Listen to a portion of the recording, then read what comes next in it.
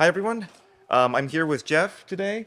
We're here at Angel Stadium on opening day versus the Astros. We're going to talk about our outlook on the Angels.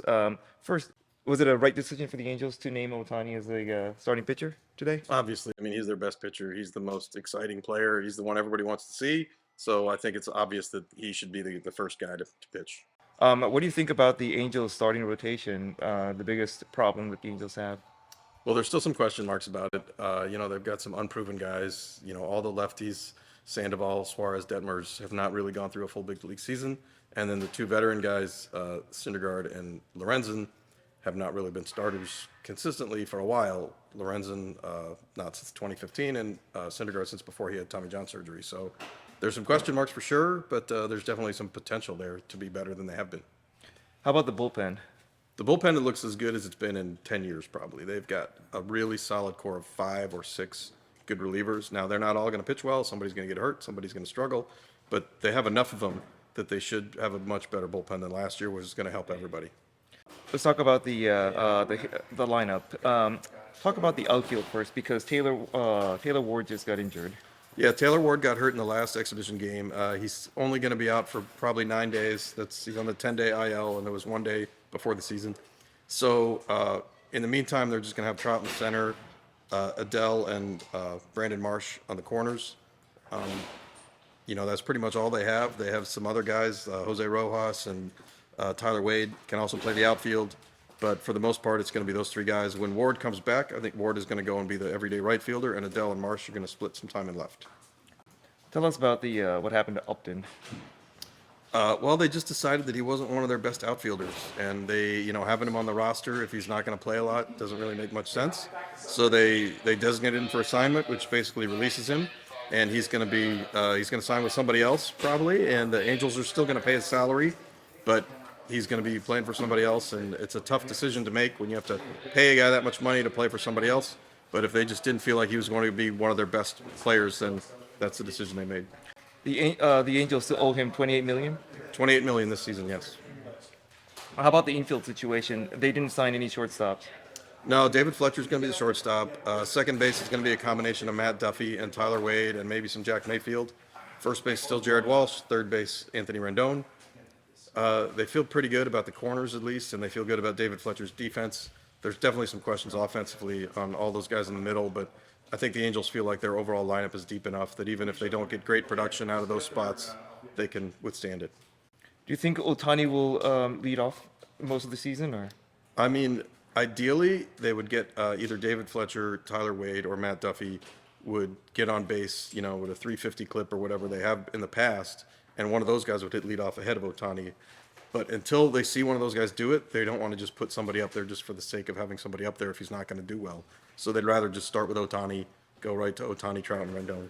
They don't want somebody who's not going to be getting on base to bat in front of Ohtani, because you're just taking at bats away from Ohtani and you're not going to get on base for him. They don't have anyone right now. Right now, they could, if those other 3 guys do. In the past, they've had times where they've had a really good on-base percentage, but they've also struggled. So I think the Angels are just going to wait and see how they do. Max Stassi's going to catch Ohtani most of the season? I don't know about that. I think Stassi is probably going to catch 2/3 of the games and Suzuki 1/3, and I don't think it's necessarily going to be one guy sticking with Ohtani. Tell us about the reasoning behind signing Suzuki back, having Suzuki back. I mean, they just really like him as a backup catcher. The backup catcher is not like a hugely important player, so you don't have to have somebody who's great. And they like the value that he brings, his leadership and the way he handles the pitchers. And they think all those things are worth something, even though statistically he didn't look very good. They still feel like he brings some value. And, the other backup catcher alternatives weren't that great either statistically, so they feel like they're still getting some benefit from him. What are your expectations for Ohtani this year? I have no idea. I hope he does what he did last year, but that's hard to do, as we saw, because he didn't do it his first 3 years. But I think that he learned a lot about himself last year, and obviously the major injury that he had, was fixed. So hopefully he won't have that problem again. And, he showed that he can adjust throughout his career. So if he does hit any slumps, he should be able to get out of them. So I think it's just going to be a matter of him staying healthy, and it's certainly going to help him a lot having Rendon and Trout behind him. I think one of the problems he had last year was when he was the only guy in the lineup, he would swing at pitches out of the strike zone, just trying to do something. And, this year, if he's got Rendon and Trout behind him the whole time, he should not have to do that at all. How did Ohtani look in his during spring training? He looked very good. It's hard to judge too much off of it, and especially we learned from his first spring training that he looked terrible, and then he came out very good. So I think we learned not to read very much into spring training, but last spring he was very good, and it obviously did mean something in the season. So we'll see what happens. How about the Angels? What are the chances of them getting to the postseason now? They're not one of the favorites for sure, but they definitely have a chance. I would say they probably have a 30-40% chance of making it. There's a lot of good teams in the American League. The Angels are going to need some things to go right. They're going to need to be healthy.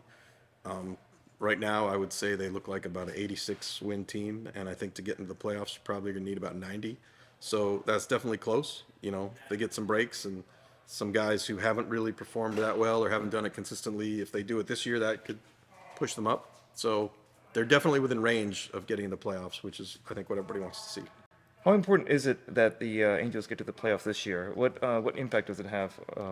It's going to be very important because obviously for everybody wants them to get to the playoffs, and especially for Ohtani. They want to re-sign Ohtani, and Ohtani wants to play in the postseason. So, he's going to have to see that the Angels are a team that's going to win in the long run for him to want to stay, in the long run. And obviously Mike Trout, who's not going anywhere, he's still got, I think, 9 years left on his contract.